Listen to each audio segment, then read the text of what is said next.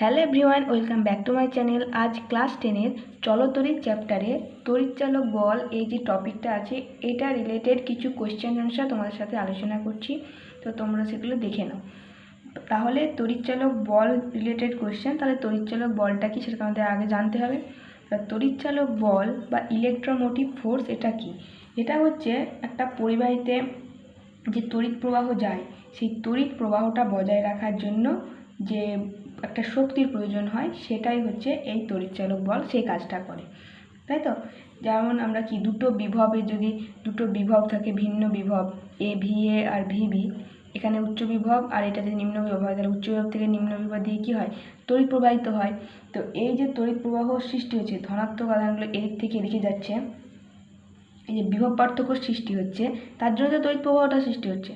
বিভব পার্থক্য না থাকলে তো তড়িৎ প্রবাহ হবে না। তো এই বিভব পার্থক্য যে সৃষ্টি হচ্ছে, এই বিভব পার্থক্য সৃষ্টির কারণটাকে আমরা বলতে পারি তড়িৎচালক বল। বুঝতে পেরেছ? তাহলে যে তড়িৎ প্রবাহের জন্য যে দুটি ভিন্ন বিভবের বস্তুকে যুক্ত করলে পরে উচ্চ বিভব থেকে নিম্ন বিভবের দিকে ধনাত্মক আধানের প্রবাহ হয়, তার ফলে তড়িৎ প্রবাহের সৃষ্টি হয়। অর্থাৎ বিভব পার্থক্যের কারণেই তড়িৎ প্রবাহ সৃষ্টি হচ্ছে, আর এই তড়িৎচালক বল সেই বিভব পার্থক্য সৃষ্টির জন্য কিন্তু দায়ী। ঠিক আছে? তড়িৎচালক বলটা কি?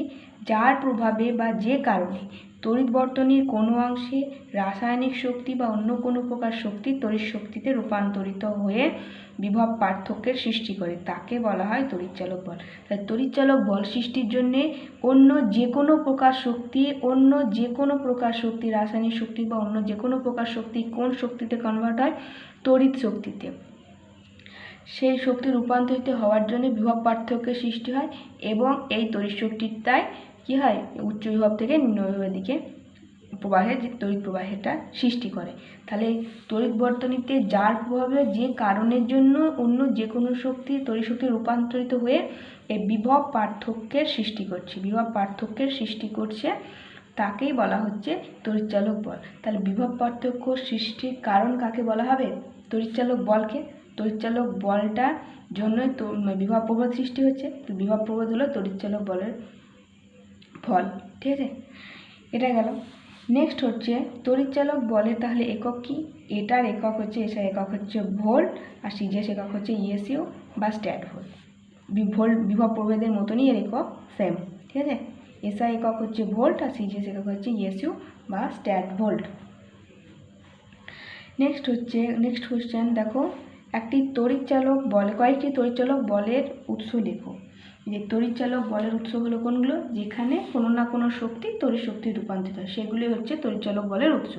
অন্য কোনো শক্তি তড়িৎ শক্তি রূপান্তরিত, সেই সোর্সগুলোই হচ্ছে তড়িৎচালক বলের সোর্স। তো সেই রকমই সোর্সের উদাহরণ হচ্ছে, উৎস লেখো বলতে উৎসের নামগুলো লিখতে বলছে।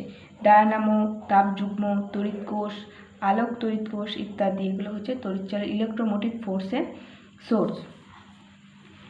নেক্সট, এই তড়িৎচালক বলটা মাপা হয় কোন যন্ত্রের সাহায্যে? এটা খুব ইম্পর্টেন্ট কোয়েশ্চেন, এই কোয়েশ্চেনগুলো প্রত্যেকটাই ইম্পর্টেন্ট।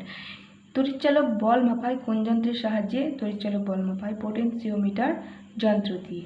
নেক্সট, তড়িৎচালক বল ই, কার্য ডাব্লু ও আধান কিউ এর মধ্যে সম্পর্ক কি? তড়িৎচালক বল কার্য আধানের মধ্যে সম্পর্ক, যেমন ভোল্টের সঙ্গে ওখানে সম্পর্ক ছিল, বিভব প্রভেদ সমান কার্য সঙ্গে সম্পর্ক ছিল,